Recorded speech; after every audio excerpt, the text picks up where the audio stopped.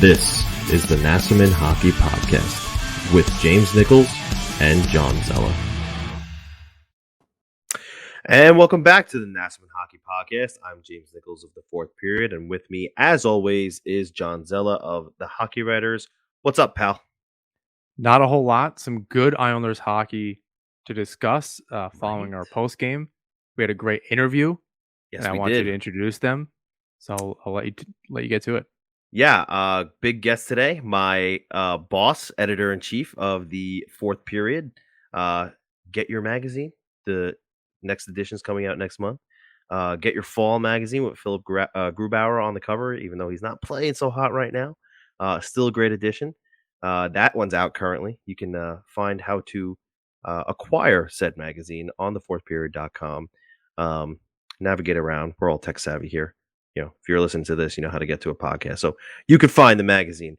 But anyway, yeah, we did leave a lot out of our post-game conversation on Tuesday. So we have a little bit to talk about before we get to our interview with David Pagnotta. Do you want to do it before? Do you want to talk before? Do you want to talk after? Or let's hit the interview and we'll unpack everything. You want to roll the interview? You excited? Yeah, because I don't want to. I was thinking about it while we were recording. I was like, I don't want to say anything before and then make the interview not work. So let's jump to the interview. We'll do that, and then we'll come back and make it happen. All right, you're calling the shots now. Okay, A-okay with me. Let's roll to the interview with David Pagnotta. Nasserman Hockey is brought to you by DraftKings. We're on to the divisional round of the NFL playoffs, and DraftKings Sportsbook, an official sports betting partner of the NFL, is celebrating with huge odds boosts for new customers. Counting down to Super Bowl 56, new customers can get 56-1 odds on any team. Bet just $5 and get $280 in free bets if your team wins. If Sportsbook isn't available in your state yet, you can still get in on the action of the divisional round. Everyone can play for huge cash prizes with DraftKings daily fantasy football contests.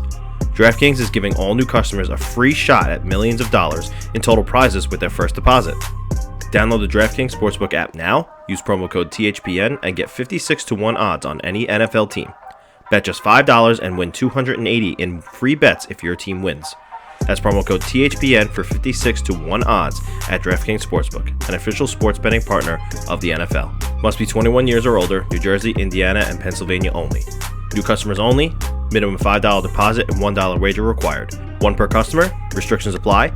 See DraftKings.com/sportsbook for details.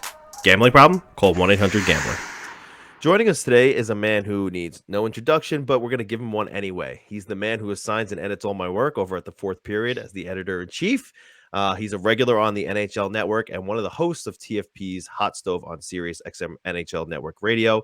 He's David Pagnotta. Thanks for joining us today. Thanks for having me, guys.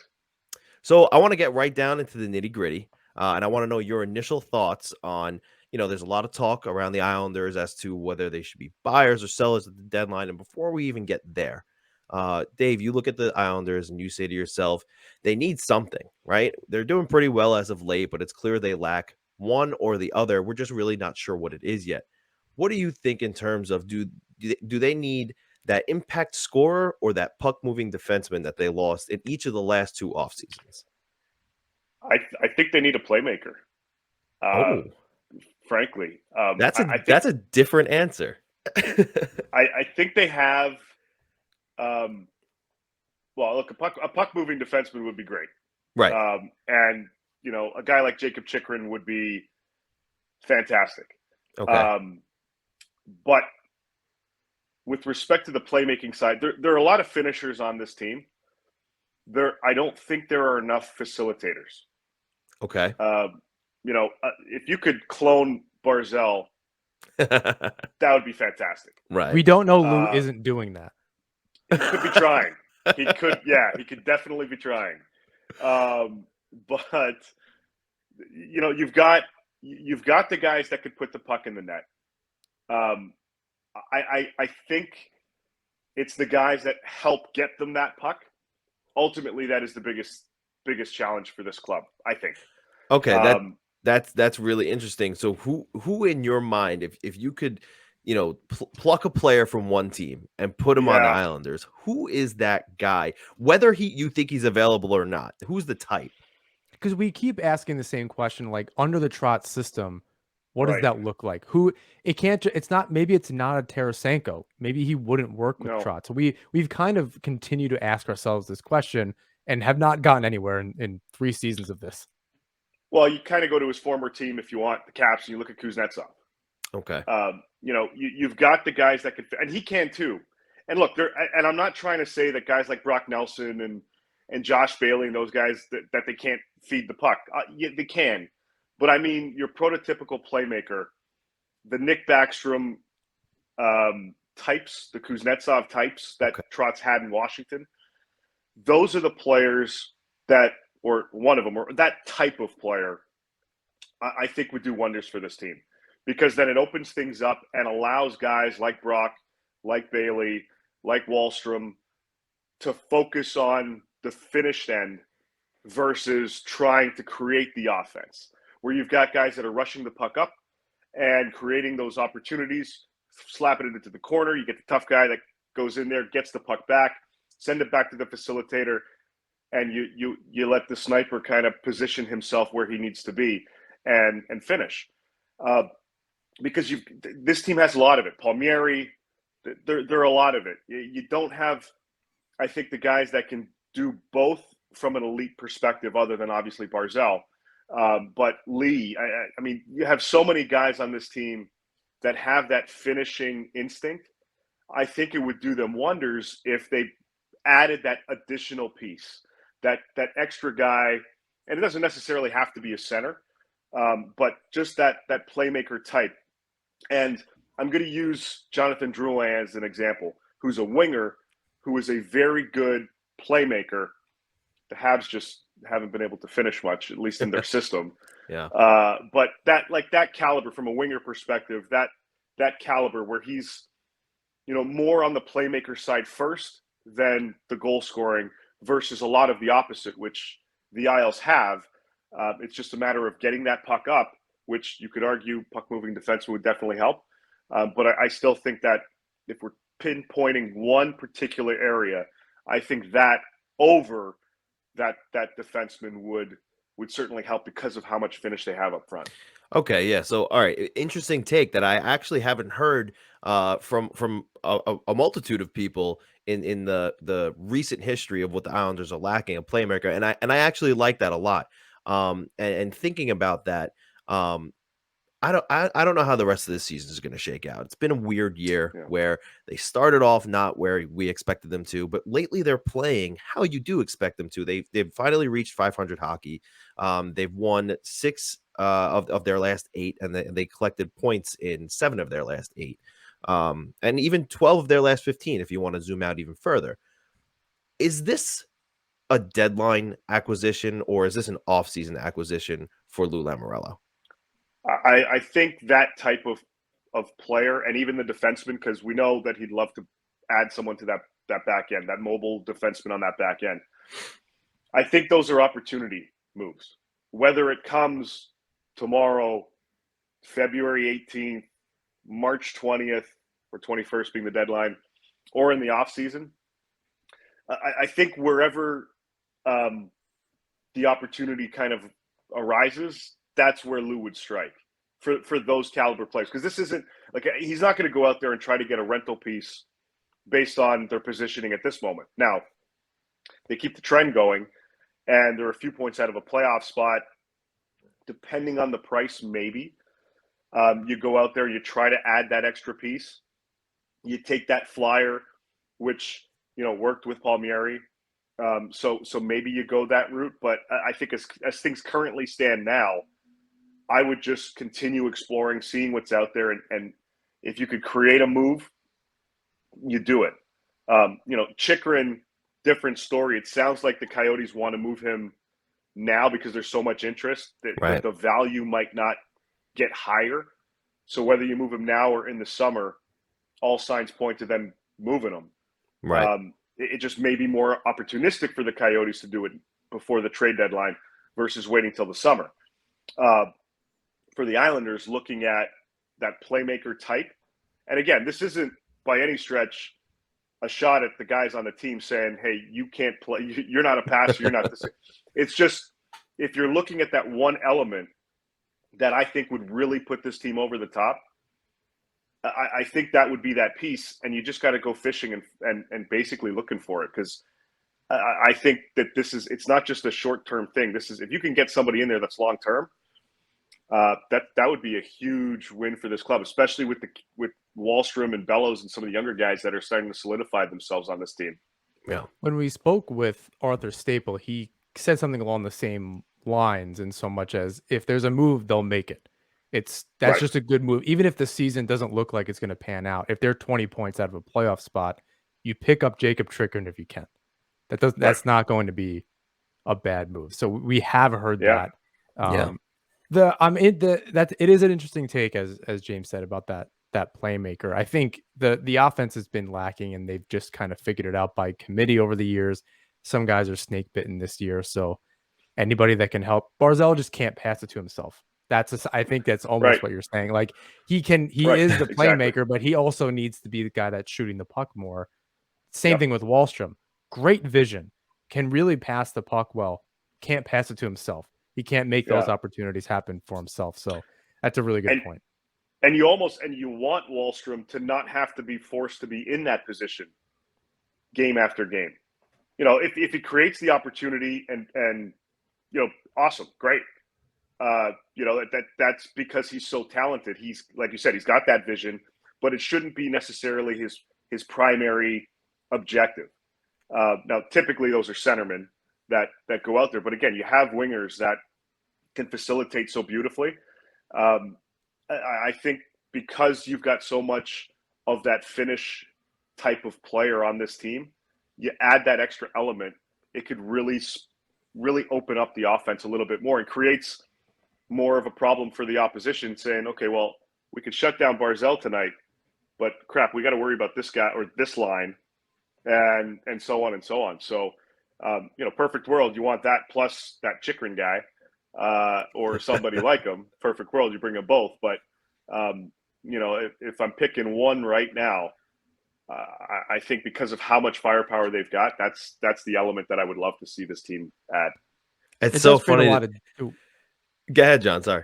No, it does create a lot of depth. They added someone, you know, a scoring first line winger, or a playmaker, as you said. It moves Palmieri down the lineup, and it creates a lot of depth for this team. Mm-hmm. All of a sudden, you have three solid lines. As much as Bellows has been playing well, and Parise, you can kind of mix some things up a little bit and take guys out of the lineup without fearing it's a young guy without a lot of experience. So I think, and we've said that for a long time, you add literally anybody of a decent talent level next to playing shotgun with Barzal, and all of a sudden this team's super deep. Yeah. It's funny to me to hear somebody say that there's so much firepower on this team, just because I haven't heard it before. But the kind of player that you're describing to us in the playmaker, and I would think it would have to be one at the elite level for this team. One name that screams to me, that just came to mind as we were talking about this, is Patrick Kane. He's only got 1 year left on his deal over in Chicago. I did read earlier today that Chicago is not necessarily looking to move Patrick Kane, but do you see a possible fit there with only 1 year left on that bloated contract, but he's still playing at an elite level? Teams have called Chicago about Patrick Kane. Wow. And I think the message is not yet. Okay. We're not ready to go down that road yet. He's got a full no move. He'll dictate where he wants to go. They'll have to have that conversation with him and his agent, Pat Brisson, over at CAA, and then decide. But I mean, yeah, that would be, and there's another one, not a center. He's a winger, but he could do both. Right. He can score and he can dictate that pace of play. Mitch Marner is another. I know, sorry, you know, from the Leaf side, you guys hate everybody on the Leafs, but well, it's funny you say that, because I was going to bring up a Mitch Marner type. You know, where I think the Islanders are happy up the middle. I think Barzal, Nelson, Pajot, Cizikas is really strong. They've got the D, they got the goalie up the middle. They're strong. It is going to be somebody that a hybrid role is good, because Barzal's a righty. They do want somebody to be able to play their strong side on a faceoff. You do see Lee and Bailey taking faceoffs while Barzal's on the ice, not on a strong side. But I was going to bring up a Mitch Marner type where He's a really elite offensive player, but he is also a defensive minded player, and that fits kind of the Trotz system. And you look at the analytics of that caliber. I'm not saying it's Mitch. I'm just like that caliber player, Patrick Kane. Like those guys dictate pace of play. They create the opportunities for their line mates, and that's almost that's basically what I'm referring to. So I mean, excuse me, Mitch isn't going anywhere right now. No. Patty And Kane, we don't need Steve Dangle calling us, and we'll get roasted. No, Steve. That's just going to be a whole. You're going to have like a whole 5-hour episode just on that alone. So yeah, getting his good books. But like Patrick Kane's an interesting one to me because again, I know teams have called. Yeah. I know they've been told we're not there yet. Right. Because first of all, they have to decide if you're moving that caliber of player from a franchise standpoint, you better make sure you've got your full-time GM in place. And it may end up being Kyle Davidson, who's got the interim tag right now. But they need to figure that out before they go the Kane direction. But I know if he's available, I would be surprised if the Islanders are not one of the teams that would like to have that conversation. Because he would fit that mold of that other element, that missing piece. Because it opens the game up and the ice up a lot more for whoever he ends up playing with, whether it's Lee or whether it's Bailey on the other wing or, even Brock up the middle. I mean, depending on how you have things, or Barzell or whomever, Wallstrom, and so on and so on and so on. That added element would be, I think that would just totally change the offensive dynamic for this team, even though it's a defensive system, but getting that other little piece, and Kane's an interesting one. I don't think Chicago, like I said, is there yet, though. There's one more name, too, that comes up for me, and that's going to come in the offseason. I know I spoke to DB about this a little bit. He says he doesn't know if Nashville's ready to let him go, but Philip Forsberg will be available this summer if he doesn't sign an extension. You think there's a fit there? Forsberg's he's another finisher. Yeah. For me now, he's an upgrade. Sure. Because if you look at his numbers, I think going back the last, I want to say 6 seasons, he's one of the few guys that has scored 25 plus in each of the last 6, and that includes the shortened couple of seasons. Yeah. So I mean, he's a top line left winger, and you put he changes the offense in a different way because you put him on a top line with Barzell and whoever you want to slot on the right, and that changes things up for you. I still would love to see that playmaking-esque type of player, center or winger, whoever, probably winger on the second line. And even if Forsberg's out of the equation, it's still line 2 for me because you have Barzell up front. You want that other guy in the second unit. But Forsberg that's a different story for me because of the way he plays from an offensive perspective. That guy, that's a goal scorer that any one of the other 31 teams in the league would absolutely love to have. Dennis was right. I think Nashville's going to do what they can to try to keep him. But if he hits the open market, he's going to get 31 other phone calls. Yeah, totally agree with that. All right, that's some real great insight about who possibly could come over in the summer, I would say. But let's talk about who we do know is available because there was either a trade request or the Coyotes let everybody know that yes, Jakob Chychrun is available, and we'll start with him. Yeah. Is Lamoriello still floating around that Arizona pool? I know we reported earlier this year he had checked in last summer. Has he checked in again? Is he still floating around and peeping in on Arizona? I believe so. I don't know where I would categorize that level of interest at this stage in terms of, I guess what I'm trying to say is, are they still in it? Are they still one of the front runners? Or I don't know that. Quite frankly, I don't know which teams definitively are at the top of that race at the moment. But there are teams that are definitely going to be checking in. I think the understanding is that the preference would be to send them out east, get them out of the Western Conference, get them at least out of, the Central right now, so they wouldn't have to see him consistently.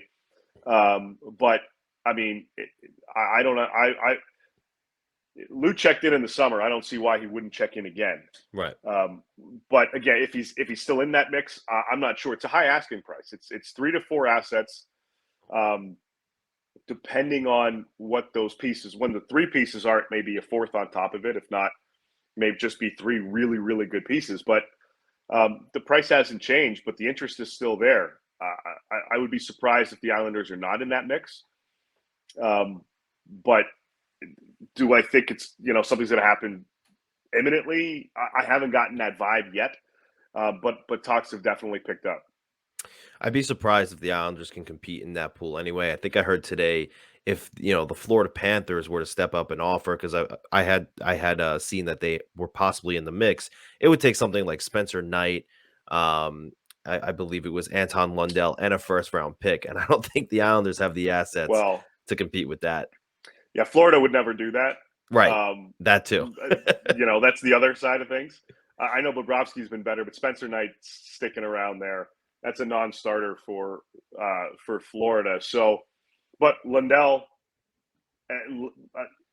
him, I've heard Owen Tippett's name. So Florida is a team that I've heard of as well. Sure. I've heard the Finnish kid whose name is like this. I can't pronounce Denisenko, I believe. No, the other. There's another one. I'm to something or other. Okay. Anyway, good player. Yeah. Long name. Him a 1st round. Like there's a lot of different elements and pieces there. I'm not sure again who the clear cut favorites would be, but we know teams that have checked in. You add Carolina to the mix. You add Anaheim to the mix. You add LA absolutely into that mix. The LA Kings would love to get their hands on that guy, but again, West, can they get a better deal out East? Sure. I'm sure there are a ton of other teams that would. A lot of teams would check in and say, "Hey, what's the price tag? How's this going to go? What do you think of this, this, and this?" No, all right, we tried. But for a player of that caliber, I would say every team is called. It's just a matter of who's going to stay in that race. Florida would be an interesting one. They seem to be. See, Florida and Carolina are 2 teams, and the Islanders were like this last year. I haven't heard as much this year, but just checking in on everybody.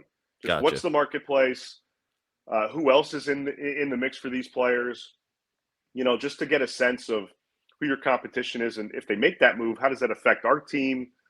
Can we go a different direction by adding another piece somewhere else to keep things going? So, but Florida and Carolina are definitely 2 teams that always seem to be there, just trying to get a sense of what's available and who else is in that mix. All right. Let's talk about some of those players who have requested to be traded away. And let's talk about one that we haven't spoken about in a little while, actually. And it seems like a lot of people might have forgot that Vladimir Tarasenko did ask to be traded from the St. Louis Blues. And I think that trade request still holds today. Is that true? Yes, but it's not nearly as urgent as it was in the offseason. Right. In the offseason, it was get me out of here. Now it didn't happen. I want to focus on the season.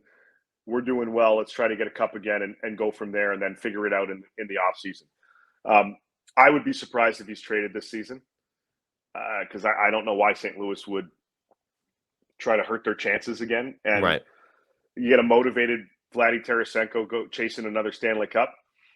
That's a pretty good guy to have on your team. So I think that's something that gets revisited in the summer.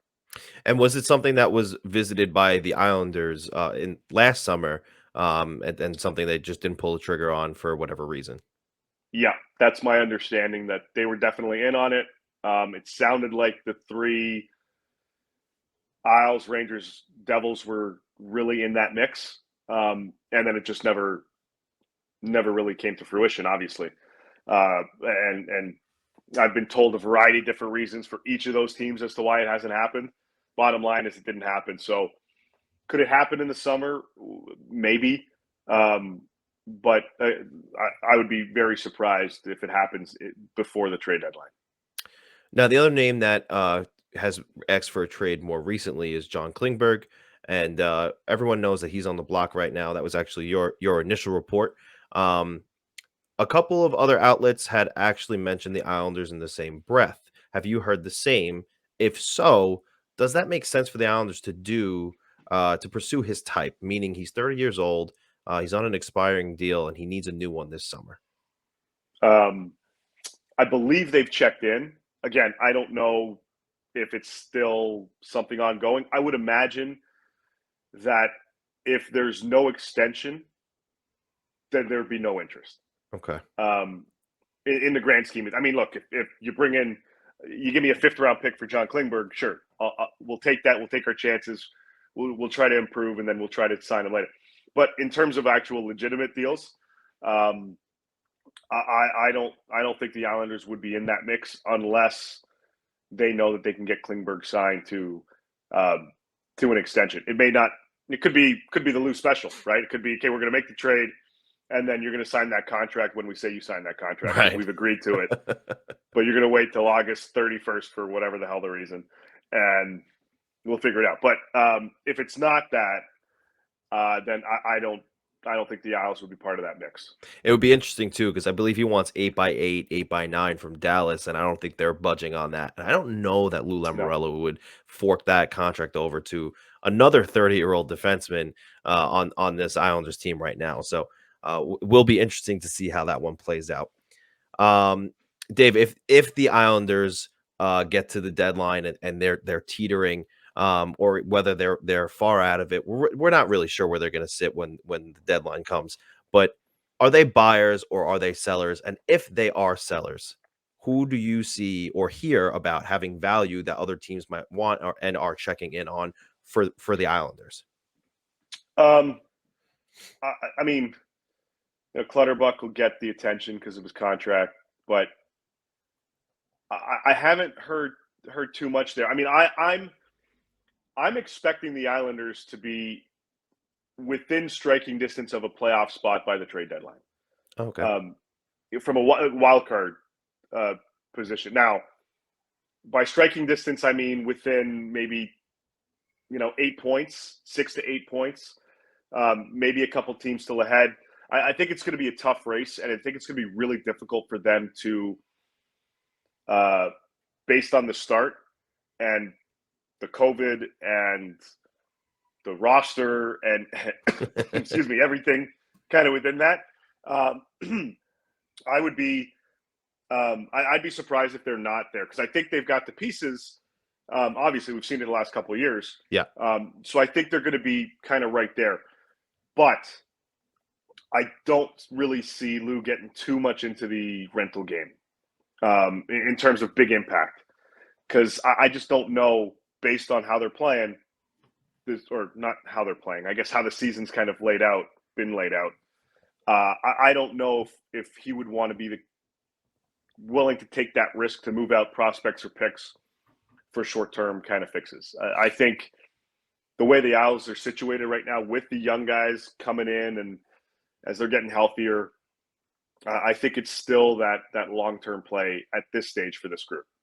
Yeah, I agree with that, because a lot of people like to talk about the age of the Islanders, but when you really look at the core, they're not as old as you think they are. I think we tweeted out the other day, it's something around like 24 and a half years old, which is not the youngest, but it's also certainly not the oldest. So when you remove the Parises and the Charas and the Greens, this team is definitely not as old as you think they are. So that makes perfect sense. I'd love to be 25 again. Me too. That would be awesome.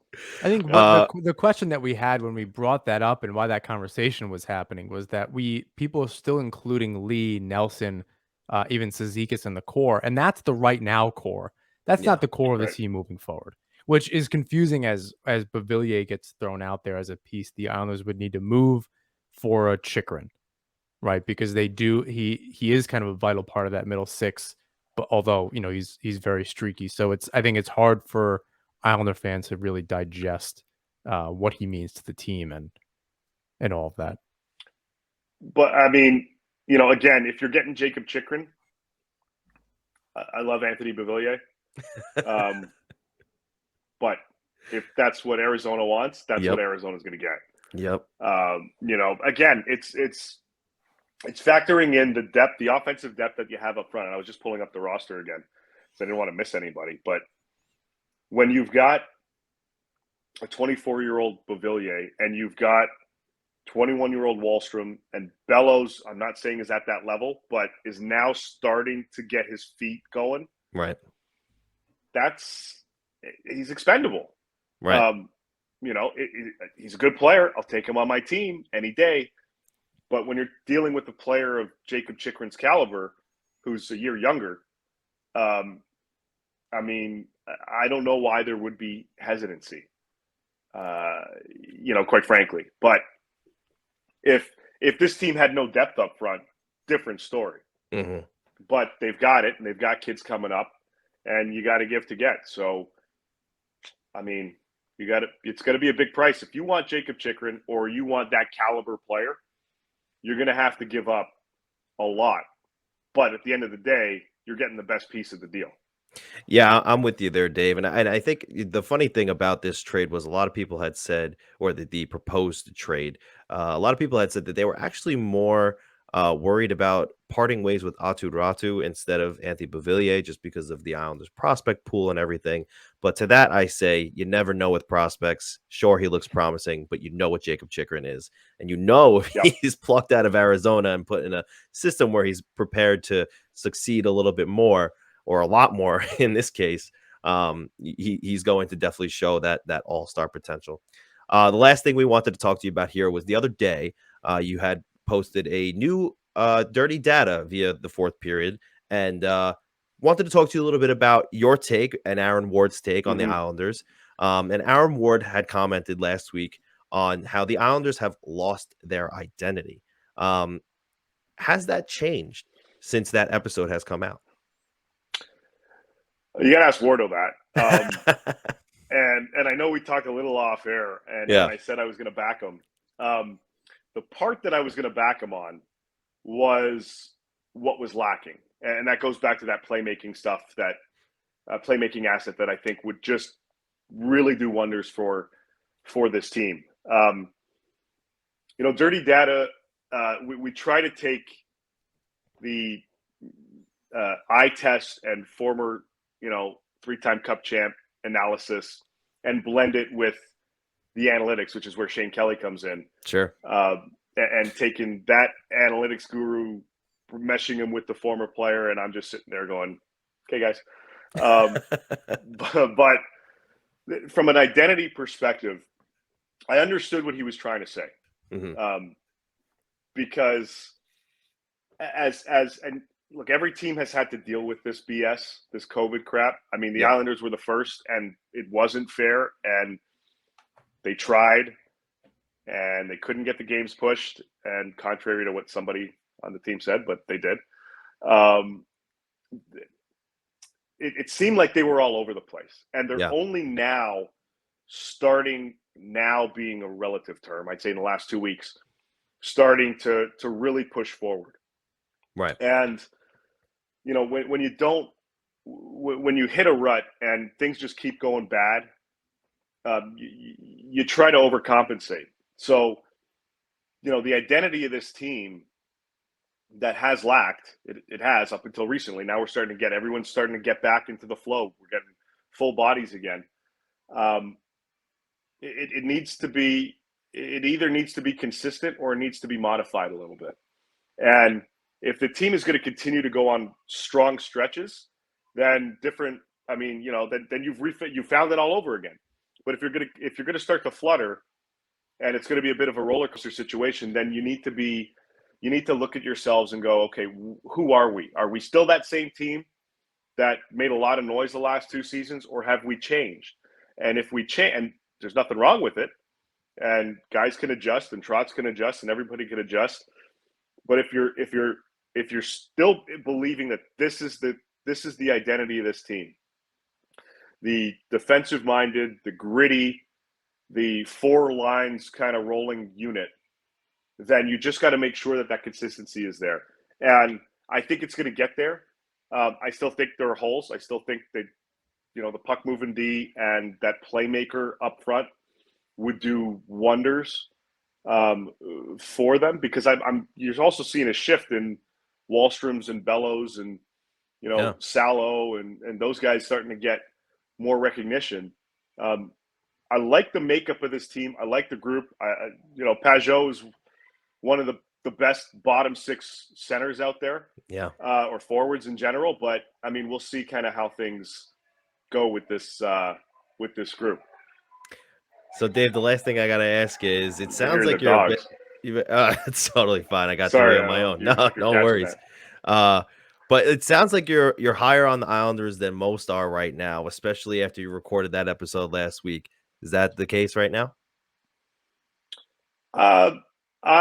Like I said, I mean, I think the Isles have the tools to get into that wild card race.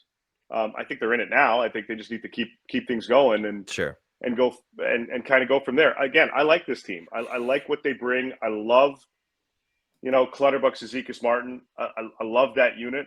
I just think they've been dealt a pretty crappy hand with the road trip and then COVID and all that stuff. So that's what causes identity crisis. That's what causes, when everything is going wrong, like I was saying, then you're trying to do too much and you can't. But we've noticed in the last 12 games, the guy that's leading things is Matt Barzal. Yeah. And if that keeps going and everybody's buying in, and I mean, guys are healthy now, so that helps. Yep. But I think they'll be able to make some noise. They may not make the playoffs by the end of it because it's the hole is so big. Yeah. But they're getting there and they're chipping away and they're climbing. But if they miss and they almost miss, that's a good sign because that resiliency is back in the mix. So right. Again, I like this team. I like the way they're structured. I like the way that they're positioned. But I want to see how this let's get past the halfway point for them. Mm-hmm. And then I want to see how from between now and game 42, because that would be just past it. I want to see where they're at and how they're playing. And then that would, for me, determine whether or not I need to push the button on that playmaker or defenseman or whatever. Yeah, I think it's definitely, and I want to start with, I agree. It's definitely important that they play meaningful games, and they continue to build that momentum moving forward. A lot of people want them to just, plummet for a draft pick, but it's important for the roster as a whole because they're going to stick together next season as well, to play with that momentum, especially because there's nothing stopping them from a small retool this summer and coming back next year and getting right back into contention. Yeah, you go in the locker room and you tell the guys, yeah, you know what? Right. Forget it. Let's go for a high draft pick. Right. Yeah. You better make sure Marty's not there. Right. Absolutely. So that's there's a lot to compete on this team. And again, crappy hand out of the gate. But, whatever. It is what it is. Other teams had to deal with other crap midway through. Some teams are playing 7 games in 9 nights based on the rescheduling. So it's going to be tough sledding for everybody moving forward. But I think there's enough with this group to get back into that mix legitimately. And like I said, I think 6 to 8 points by the trade deadline is where we're going to see this club. Absolutely. All right. Well, I think that's all we got for David Pagnotta today. We want to thank you for coming on the show. You guys know where to find him at the Fourth Period. You can find him as the editor-in-chief of the fourthperiod.com and, get your magazine. I got mine. Get yours. There's another edition coming out in the spring, correct? Actually, next month. Next month, yeah. So get your fall edition, get your next month's edition. It's great stuff. Dave, thank you for coming on, and we hope to talk to you again soon. You got it. Thanks for having me, guys. And we're back. We want to say thank you so much again to Dave for hopping on. Not just saying that because he, assigns me work and edits my work and everything, and he pretty much controls my journalistic career at the moment. We really did appreciate him coming on. Great interview. Super nice guy, and definitely a different approach than everyone that I've heard from so far about the Islanders situation and what they need. Yeah, do you want to dive into that? Because we kind of gave him the space to do that. What did you think? Because like I said to him, you and I on this show many times have broached this subject and what does that look like next to Barzal? Yeah. So many people call Barzal that playmaker. So it's Yeah. interesting as the season progresses and maybe more eyes are on the team because they had high expectations. That's an interesting take that the Islanders need a playmaker. Yeah, the more I think about it, the less I'm not going to say he's wrong, right? He's well educated on the game. He knows, he knows what he's talking about. And it got me thinking. I'm like, you know what? Barzal is shooting a lot more. He's still playmaking because he's just everywhere, right? He makes the plays. He also shoots the puck now. So the more I think about it, I'm like, Lee's got 11 goals. He's finishing. And I know he's been streaky, but, who hasn't been this year on the Islanders because of their situation? Absolutely. It's that right side that is a revolving door, kind of like how the third line was a couple of years ago. It's that right side. Maybe that right side needs a playmaker because maybe if they're focused on, two elite playmakers, listen, Barzal could finish. And if he's not going to finish, like I've said many times with Wahlstrom, if he was up on the first line, well, Lee will just bang in the rebound. So I don't necessarily dislike that comment that they need a playmaker. And he also did say, you could have that facilitator also be on the second line. It doesn't necessarily have to be with the Barzal line because you have a goal scorer in Brock Nelson down there. And oh, look, he's only got 4 assists. Well, why do you think the 2 wingers to his left and right are not scoring? Why do you think Kyle Palmieri and Zach Parise are finding a lack of finish right now?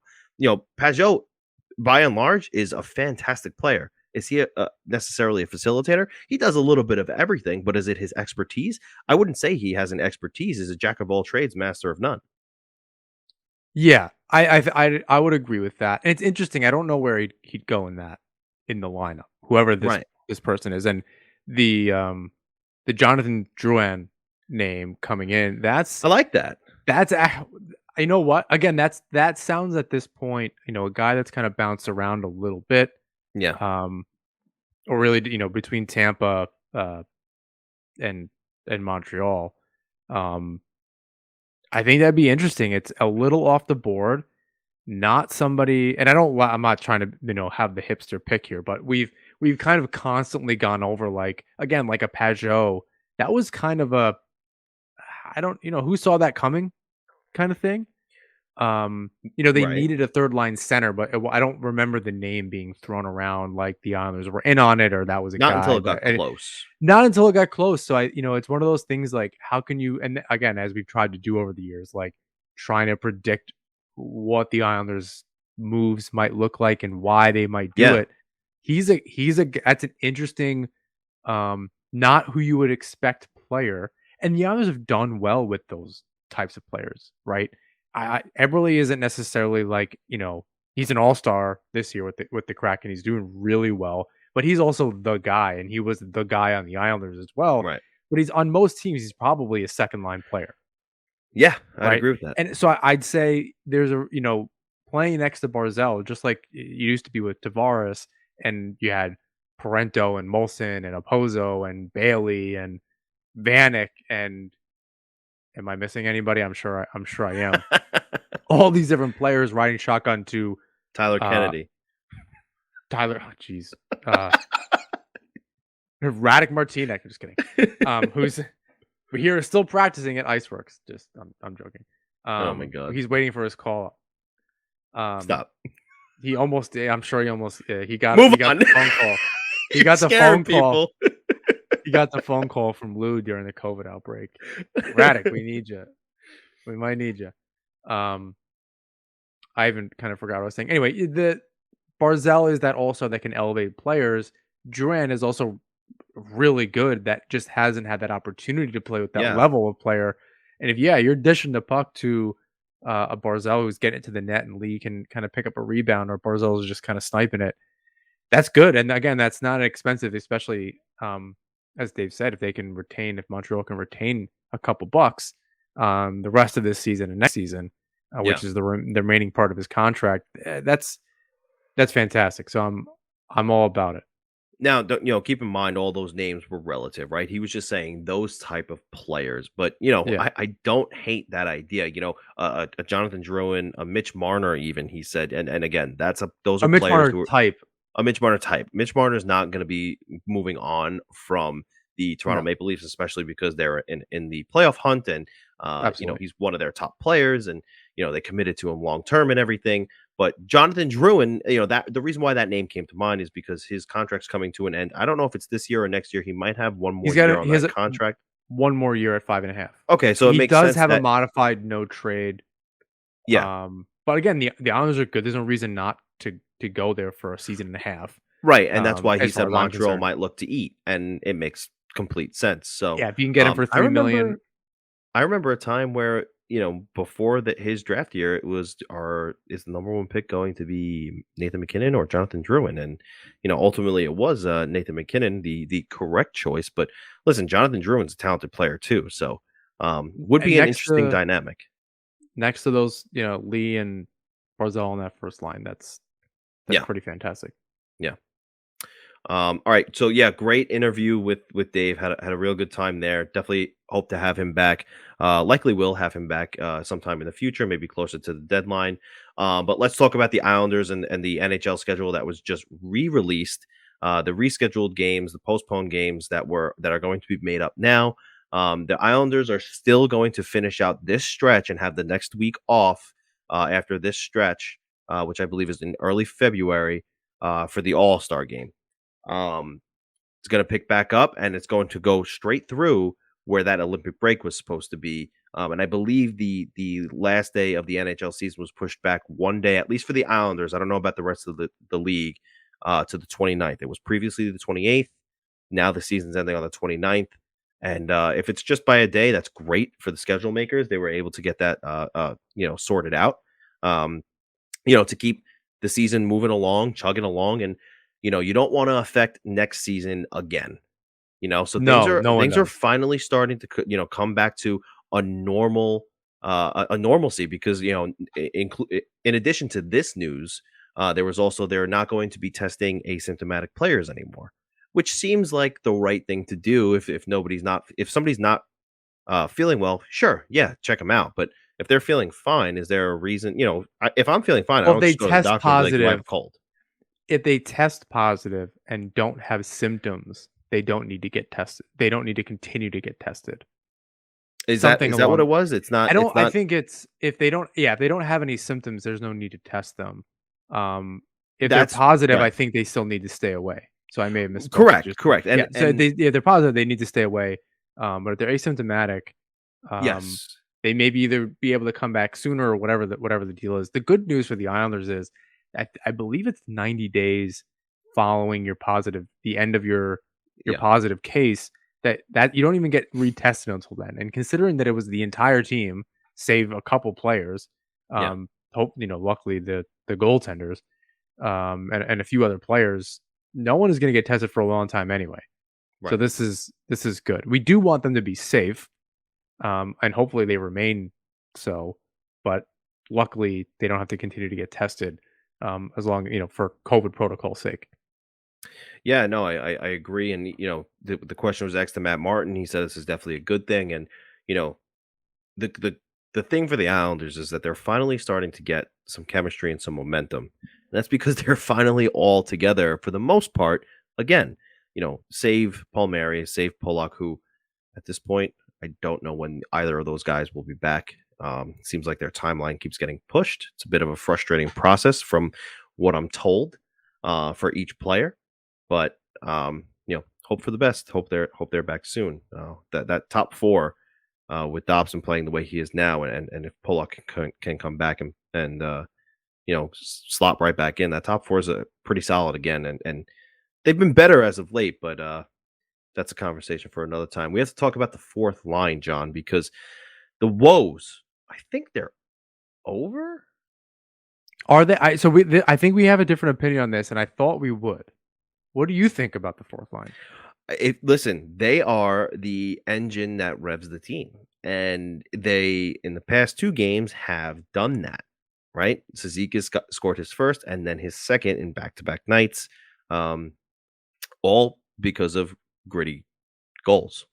So I'm not saying what. On who was the assist from in the last game for Cizikas? Who passed him that puck? I think it was Scott Mayfield. It was cross ice, Right. He or from the rushed down the wall. ring. Yeah. Yeah, from the wall. But listen, I mean, again, they go out, they do well on the forecheck, they bang bodies. Suddenly, the puck's going the other way, and you streak to the net, and suddenly the puck's in the back of the net. So it's largely the formula that they have used in the past. They're starting to use it again. Now, listen, I will say this, right? Maybe some of us forgot, Matt Martin is still dealing with something. They said it was going to be season long. He was not going to get over it until he had time to rest, but he can play through it. So maybe this doesn't continue. But I mean, Ross Johnson is back. He's out off suspension now. Correct. I think it was a 3-game suspension. So I believe that was up on Wednesday. Yeah. So he's available for the weekend. Yeah. For the Friday and Saturday game. So, as the Islanders trend in the right direction, the fourth line looks to be trending in the right direction as well. They're playing more like themselves, and the results are Trotz can roll 4 lines, and it's working. They're 6-1-1 in their last 8. Like I said yesterday, they've collected 12 points in 12 of their last 15. So things are looking good. They're at 500 hockey now, right? Or yes. NHL John 500 says, or NHL 500. Thank you. Or John Zella says the woes continue. I say the woes continue. Look, Cizikas is scoring goals. Martin is definitely dealing with something. The fourth line in general, outside of those goals, which I know are important, and I know that's really hard to separate that as an idea, right? Like they're scoring goals. What could possibly be the problem? Yeah, they definitely are, and I think a lot of the way that you see this team this year stems from the fourth line simply not being themselves. They do not have that same spark, that energy. That they're not the straw that stirs the drink anymore. I'm not seeing that. Maybe I could be convinced. I'll pay a little bit more close attention, but I have been over the last week or so. And maybe they just play a better game, or I don't know what they can't be tired, right? Like it's not that right now because they're not playing that often.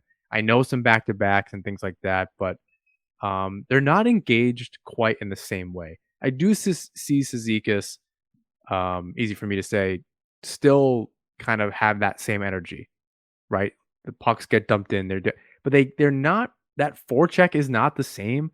That energy isn't there for them, and I can't help but think that maybe this fourth line moving, this season may be really the last one for them, aside from Martin being injured. See what's going on. It's Clutterbuck's last season on his current deal. Not to say that he couldn't be re-signed.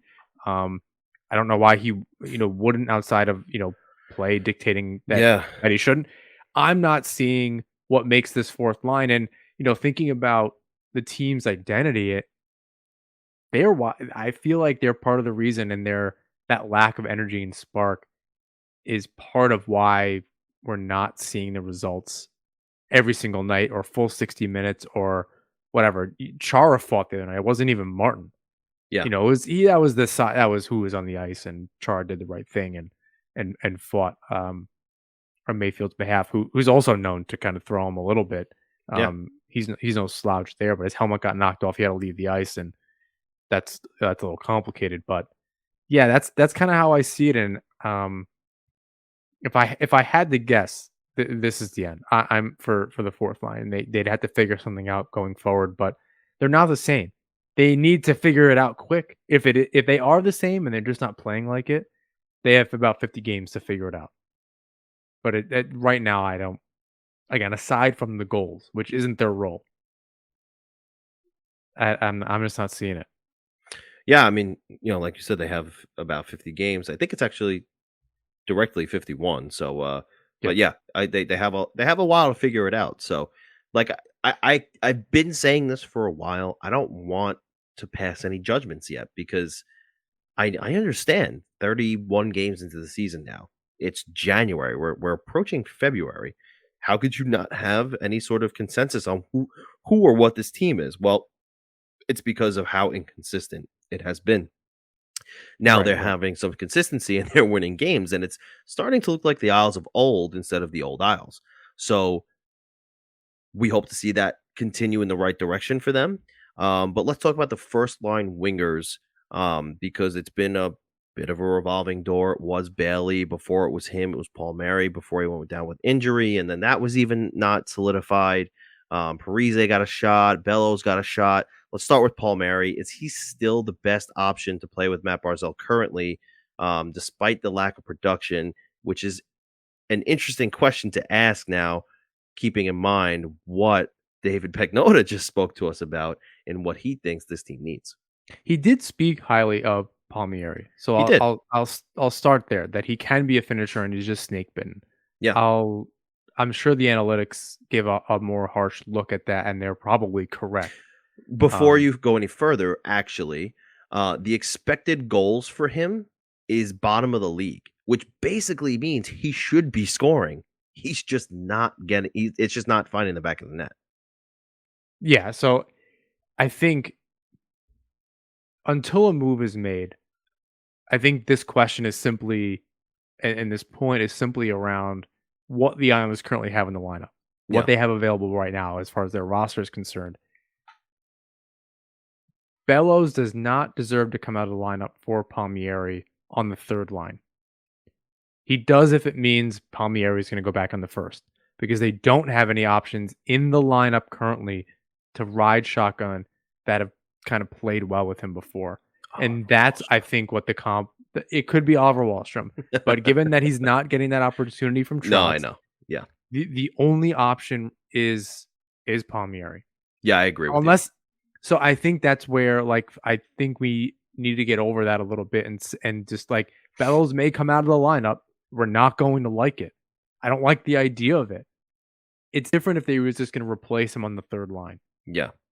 It's not when it's about, we got to make this first line complete, or Bailey really is going to get moved up and Palmieri is going to be on the second line. You have to get that top six going one way or another in some kind of configuration. Yeah. Palmieri's got to get plugged into that. This is why, when everyone was saying, oh, shoot Palmieri to the moon, this was a mistake and everything. Again, I will backtrack to what I said about 5 minutes ago. It's just not fair to pass judgment on this team, or it wasn't, at least when Palmieri was healthy and playing games, because of just the lack of consistency. So you hope that when he comes back and he's fully healthy, that he can start contributing regularly. So that remains to be seen, but he's only about 80-85%. And again, as stated, he is frustrated about the process. He just is having a hard time recuperating, getting healthy. As of right now, the options look to be Parise or Bellows. We did see on Monday that Bellows, I want to say, I liked what I saw from him. He was skating very well. He was making himself be known as a presence on the ice. The one thing, and Trotz said it was clear as day, and it was clear as day to everybody else too, he didn't have the chemistry with Barzal. No. I think Barzal's thinking 6 steps ahead, where Bellows is trying to say, okay, what do I do next? I'm in the NHL now. And that's okay, right? You just broke in as a quote unquote full timer. Get your reps on the third line, play with JG Pagnotta. You're doing well there. Don't change a thing.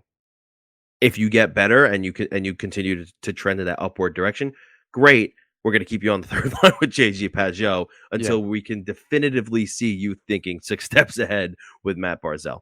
Right. Until then, I think keep doing what you're doing. He looks absolutely out of sorts. Barzal is a tough player, and I'm trying to pay very close attention to Barzal when he's on the ice, and it's hard to tell what he's thinking about doing with the puck. Yeah. I think, you don't want to be too predictable when you're that skilled, because you don't want teams to kind of figure out what you're doing. But it doesn't help his line mates when you can't figure out the next move he's going to make. So I imagine it's really difficult to play with him. I'm not going to pretend like I understand that. Right. However, continue. No. Bellows just isn't there. He doesn't have that ability to read plays yet, especially not on the level that Barzal does, and Lee doesn't need to necessarily. He just needs to stick his ass in front of the net. Well, and let me stop you there for a second, because I actually think that Anders Lee's a really good comparison to Kiefer Bellows, in the sense that they skate similarly. They're not. By no means are they not. They're not wearing ballerina slippers on the ice, and they're skating gracefully. But there are times where Anders Lee, if he receives a drop pass from Barzal unexpectedly, he's ready for it. He is thinking Well, the they've same also way. played together.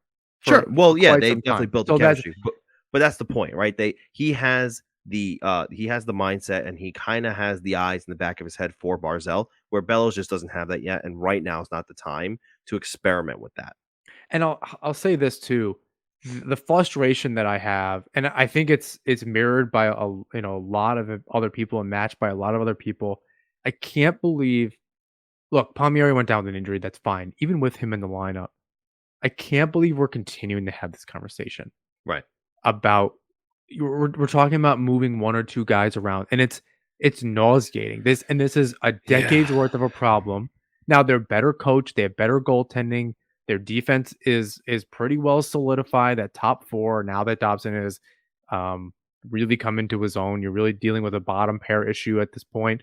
And if Green can continue for even just one more season, you're dealing with one more player trying to get figured out down there. Maybe two as a seventh as in depth. That's not named Sebastian Aho, I suppose. But it's just on the forward side of things, if the identity line or whatever fourth line you want to put together, if that includes Ross Johnston, Cizikas, and Blank, which I'm sure they could figure out. I don't think it's some secret formula. These guys are just played together for a long time. Yeah. And that third line is Wahlstrom, Pajot, and Guy. You got to be able to, and Parise, who's in his own right good. Like he's doing what they're asking him to do. He's not scoring goals. Everybody, including him, is frustrated with that. I can't believe we're still having this conversation about, forget about, I don't want to listen to another Bailey thing. And you could be as frustrated as you want. I don't want to hear those takes anymore. It's that first line thing. I'm just as frustrated as everybody else that we're having this conversation. That should have been, it's surprising that wasn't one of the first moves made when Lou came in and to do that. But it's been this piecemeal bullshit for a long time. And I'm, yes, solidify, get a Jakob Chychrun, that's fine, but I don't buy that they don't need it, right? And I think we heard that from, correct me if I'm wrong, from Kevin Kurz and Arthur Staple. Both said that the problem isn't necessarily the offense. And at the time, I think I agreed with them. Maybe there's frustration for me at this point, but it's not working. They need, not try to add a piece? And I'm not saying they haven't. It was clear. Dave said that I was called on Tarasenko when it was, last summer. Yeah. And they call on Panarin. They try to do that stuff. But a Duran, something like that, makes a lot of sense. I think they're really kicking themselves for not trying to figure out how to keep Eberle and Palmieri in the lineup while Lee was returning and trying to make that work one way or another. I know that was tough with expansion. I'm surprised Lou couldn't make a deal somehow with Ron Francis in Seattle to kind of keep him around, because I feel like Eberle and Barzal played really well together. Eberle was streaky, but you add Palmieri to this lineup with Eberle, you take Parise out of the equation and Bellows. Yeah, that's a much different lineup. You're not replacing Lee and Komarov. Lee's on the first line now. Yeah, man, I'm just so disappointed in how that shook out. I know it was a lot of it out of the team's control to some degree, but it's frustrating. Yeah, it's. Sorry, that was a long rant. No, it's perfectly fine. The funny thing to me is that when I was thinking about, and I wish this is something I would have thought of so I could say it, tell this to Dave when we were speaking, but who's the first big player that Lou Lamoriello tried to acquire for the Islanders? It's Panarin. No? And is that not the exact kind of player that he was describing? A playmaker who he can also score. He can score you 30, but he's going to rack up 50, 60 assists. That's the kind of player that they need. And that's something, maybe that was the vision that they thought from the get-go. Maybe that's what they're still trying to do. It might be, and there might be a surprising move that, again, off the board that we're not thinking, or one that you're like, oh yeah, Patrick Kane, obviously that would be amazing. Right. And it'd be different to pull it off, depends on what kind of contract he's looking for following the season, I think that's probably a lot of the issue. He's also 29, 30, 31 years old in that range. So, in and around 30 years old. So you don't know what kind of deal he's going to look for, but yeah, I think there are some options out there that they could consider. Yeah. Even guys on expiring RFA deals. Johnny Gaudreau I don't know if he's still available. Mangiapane, who I imagine the Calgary Flames are going to want to retain in some capacity. Drouin, who's got another year and a half, as we keep mentioning. I think there's got to be somebody that can kind of come in and really, really solidify that. I'm disappointed it's not Palmieri.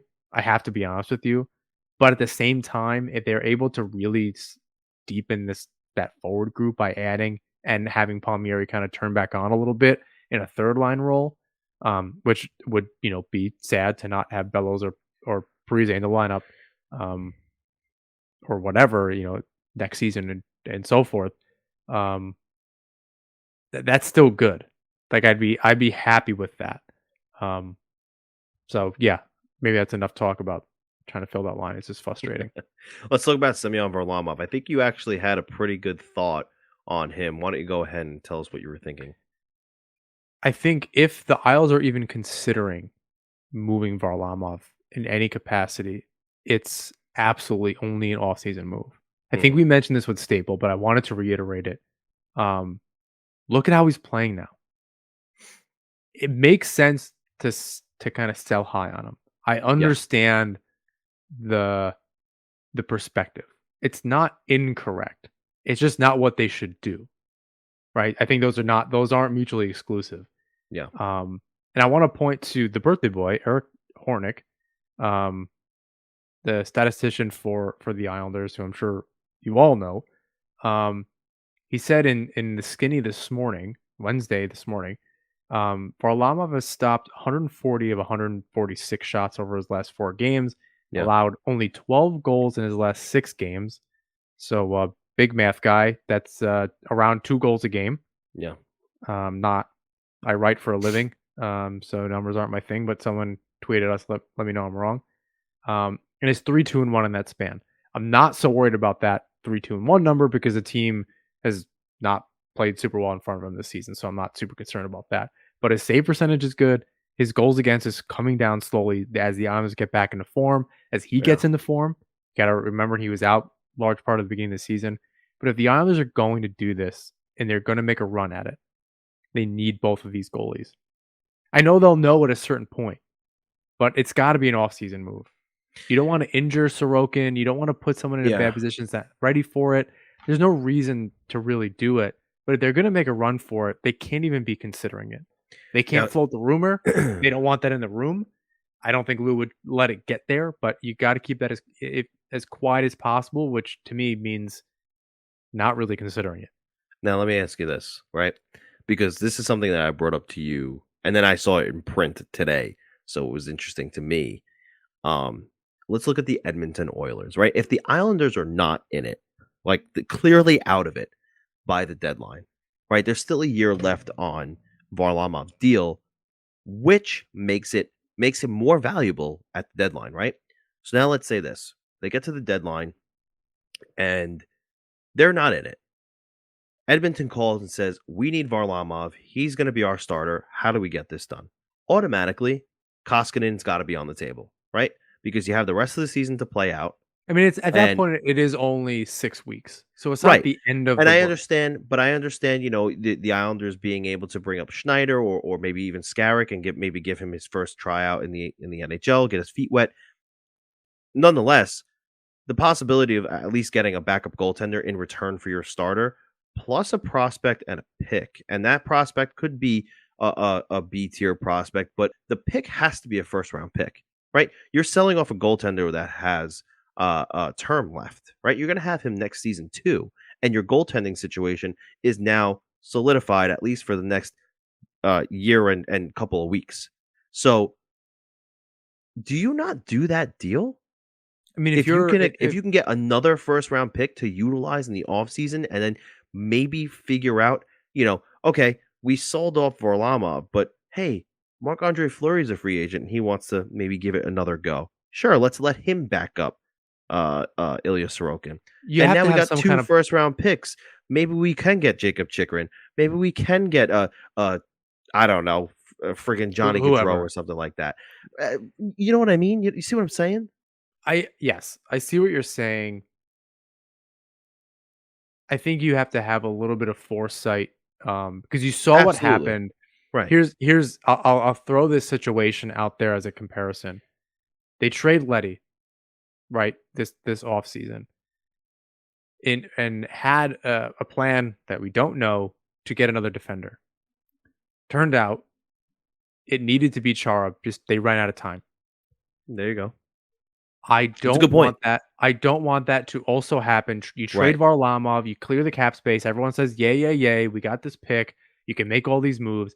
Then we go in the next year when you still need to kind of put up, throw the platoon out there of 1 and 2, even if it's 3-1 over 4 games or whatever the case is. And I know Sorokin wants to play, but they've seen a lot of success with this with the tandem work over the last 3 seasons. Or this is the 4th season now, using this tandem goaltending duo. That may have been a little redundant. I kind of lost my train of thought there, but I think that's the worst part of this, by the way. If you're ever wondering, it's like you think you're just like you're live. I'm seeing the thing tick down in the corner of the time. It totally throws me off. I think Quite all right. the problem with Varlamov, and we don't have an editor, so here we are. James is our producer and editor, and we all do everything all the time. Yes. The problem is you need to be able to replace him. If you don't know that you can replace him and you don't have that plan, yeah, Fleury's great, or you can resurrect Koskinen, who's an Islander pick, as far if I'm remembering correctly, way back. If you can make it work, they have, and it's been really good, right? They resurrect Robin Leonard and all this kind of stuff. You need to have that. I think that's part of the problem. I don't Right. think they would have to know. It's just been working too well. You don't want to go into next season all of a sudden with a Koskinen who may not be able to be savable, kind of like Chara, and then everyone's like, oh well, we can't win. We have a Toronto Maple Leaf situation where they couldn't win with a backup forever. You want that to be the problem? Give me the goal scoring problem. Give me the goal scoring problem. They found ways to win 2-1 games. They're winning more. 2 games in a row, they scored 3 goals. That's higher than their average for the season. Right. They got shut out the game before that, different problem, but they just played overall like shit. That had nothing to do with one thing or the other. The team was flat. Everyone played like garbage. Give me that problem though. Goalies defense up the middle. Yeah. Keep that stuff solidified. To me, that's just, you want to be able to throw a goalie in any situation. Not many teams can do that even now. In the playoffs, I've said this before, in the playoffs, even if it's next season, you think you're going to make it all of a sudden like that and not have 2 goalies? The Islanders have utilized both for 4 seasons now with a lot of success. Granted, this year's been funky, and even if they don't make the playoffs, the idea is to retool and go right back at it. You think you're going to do it with 1 goalie all of a sudden? Right. I don't think so. I don't think that's I agree the with answer. you. I agree with you. I was just saying, devil's advocate, it's an Yeah, option. yeah. There actually is a pretty decent pool of free agent goaltenders coming up. So the odds of the mistake, let's call it the Zdeno Chara mistake happening again is lowered, but obviously not guaranteed. So it's a great point. I was playing devil's advocate. Maybe they could get a couple of pieces in return for Varlamov. But I'm not saying it's impossible. It just, to me, I'm not either. I'm going based off of what's in front of us, with the information that we have, right? Which is all we have to work with. Because even the best rumor and beat writers and all these different folks don't have information on what Lou's thinking in their plans. Right. So, and I'm also leaning more towards the Dave Pagnotta end, where I think that the Islanders will maybe not be in the wild card spot, but competing for one within 6 to 8 points. And they're gonna if they're that close by the deadline, they're gonna hold on to Varlamov because they're gonna make a push. Yeah, they need Varlamov if they have any hope of doing that. And you got to think with the way that things are going and just considering protocols and different things, getting into Canada, this and delays by the 21st. I don't think the Edmonton Oilers are going to make it Maybe not. themselves. So that doesn't. I don't know too many teams that need the goaltenders. I don't know could be that right. market, and there's a lot of goaltenders I think out there that are available. You do have a Marc-Andre Fleury, Yeah. and if Lou's going to drive a hard bargain, Chicago is not super great, so you might be able to get Fleury for a better deal in dealing with Lou, who may be waiting a lot longer. So they might not, by the time they're making that decision, it depends on when they're out, right? We could know in the end of the month where the Islanders stand and if they really have a shot. Right now, with 50 games left, that's more than half the season. There's a lot of ground they need to make up, but if they beat the right teams, which I think is the key thing that we're missing in a lot of these conversations, it's not just winning the games. Who are you losing to? You're going to put it together a 30, 14, and whatever 4 or 5, whatever that remaining number is. Not a math guy. Who were those 14 losses to? Who did you give points up to? Was it in the West? Was it in the Atlantic Division? Are there Atlantic Division teams that have sneaking back into that conversation or snuck back into that conversation rather? That's what's important to me. Who were they losing? Who were they? Because if they're losing to the Bruins, the Penguins, and Capitals, the Capitals, it's fucking irrelevant. Also Detroit, because they're right in that wild card mix. Also Columbus, because I think they're not too far after. Columbus and Detroit will certainly be the Islanders spoilers, as well as the teams that are in the playoffs. They are gearing up to be Islanders spoilers. Yeah. And to have them be sandwiched right between Detroit and Columbus, in some capacity, right before that wild card spot. So that was seeing that this morning, which is all positive and good, right? We're seeing, okay, this is what it would take. Joe Pantorno tweeted out something great this morning about what it would take for the Islanders. I think he said Islanders pick up 17 of the last 24 possible points at almost 71%. At that rate over the last 50 games, that's 102 points. And that's 5th in the Metro. So that may or may not be that last wild card spot, or in that mix if it's all Metro, if it's 2 Metro teams in that, which it looks like it may be. Shocking. Right. I'm concentrating, like I said, more on who they're losing those games to. They have 2 games left against Washington Capitals. They need to win both. Those are not losable games. I don't know how many they have left against Boston and Pittsburgh, but they also need to make sure that they're winning those games. That is the most important. Those are the most important of those 30 wins they need. Yeah. That's it. And no 3-point games. Right. Against teams, everyone's in front of them for the most part at the moment, but that's going to be the most important thing. So that's what I need. Everyone, I think, should zero in on. Yeah, totally agree with you. As much as that might not be fun, it's just the truth. Yeah, I mean the scoreboard watching. I think we said it last night in our post game. It seems really early to do that, but it's really important. Like the Hurricanes beating up on Boston last night was fantastic. You need to see that. Arizona's beating New Jersey right now. Is New Jersey really there? But no, they're at 5 games ahead and only a point ahead. You want to see them, lose some of that confidence, so that you can just move ahead of them and keep chipping your way up the Metro Division. So I think all that's important as early as it is right now. Washington wound up winning last night in Winnipeg in overtime. That's obviously not great. You could blame me because I started Connor Hellebuck in my fantasy league, so thought he was going to get the win last night. Yeah, some of these, like again, Arizona also beat the Leafs not too long ago. They're beating New Jersey, no surprise. LA, if you look at the standings, especially out west, it's definitely crazy. LA's in second place, and that's 2015 and 5. That's keeping pace with pretty much everybody else. The Pacific's definitely weak. Even Vegas isn't doing as well. They were plagued by injuries and this and that this season. Anaheim's doing really well still. Everyone thought they'd fall off. Nothing saying they won't. San Jose is in the mix. Calgary's doing really well. They've only had 35 games played, so they have some ground to make up. Yep. So they're pretty much guaranteed to, have an opportunity to make a really good run at it. So I think across the league, you're going to see some teams move around. That Thanksgiving thing may not be very true this year as far as who's ever in by that point or sniffing it. Yeah. Another weird year. The Islanders were hardly playing at that point. Yeah, another weird year. Yeah, and that's all we got tonight. I think so. Last point. Islanders are 7-2-1 in the last 10. Yeah. Now they need to beat some better teams. They need to be able to compete and score a goal against the Caps. But it's a start, and they need to do it. That's the stuff they just need to do in general.